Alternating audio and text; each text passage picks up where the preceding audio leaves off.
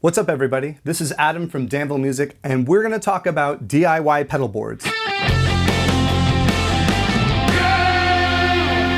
Alright, so we've had a lot of questions about DIY pedal boards. If you don't want to go a traditional route of buying something online, you can put one together yourself. This will save money and it's kind of a fun project to do. So I'd recommend it.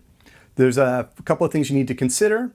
The first thing is how many pedals you're going to need, and how big you want the board to be, and you always make sure that you leave enough space to have a power supply mounted to it. So let's talk about some of the materials you can use. You could use plywood. If you're a DIY sort of person, you can cut it yourself, paint it black, make it look really nice. You can use pegboard. That's kind of a cool option.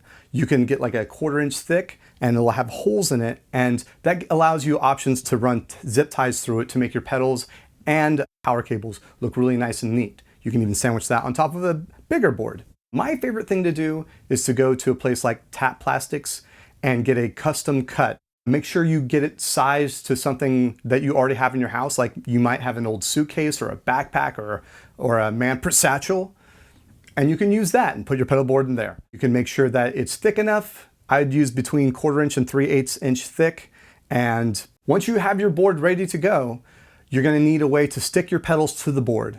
So velcro, you want to get industrial strength, or dual lock. Make sure you get the nice stuff, because you don't want it to get hot in the car and then have these things slipping off of your pedal board or coming off of your pedals.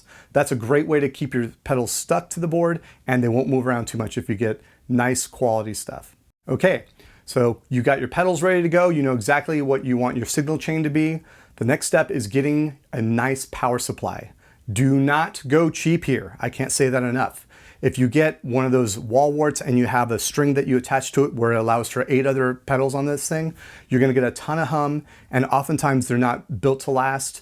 You'll have issues with cutting in and cutting out. So get a pedal power supply that has isolated outputs. That's the key. It's going to eliminate a lot of ground hum. You never know how clean the electricity is, so you want to take every precaution so it doesn't make for a really noisy, hissy sound. My favorite power supplies are made by Voodoo Lab. Voodoo Lab has been around for a long time.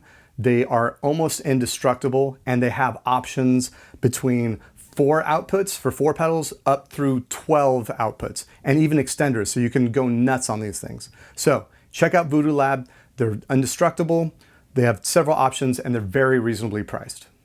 Now, once you have the proper power supply, you want to make sure that you do not run your power cables parallel to your guitar cables.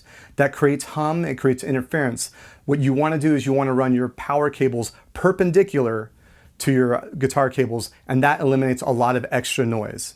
Another tip for mounting your power cables to the board are to make sure they look nice and clean. You can get yourself some zip ties. If you have the pegboard, you can run them through holes in the pegboard.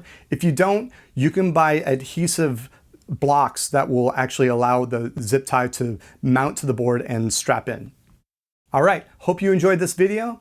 If you have any questions, you can come into Danville Music or reach out to us and check out our website at danvillemusic.com. Thanks for watching.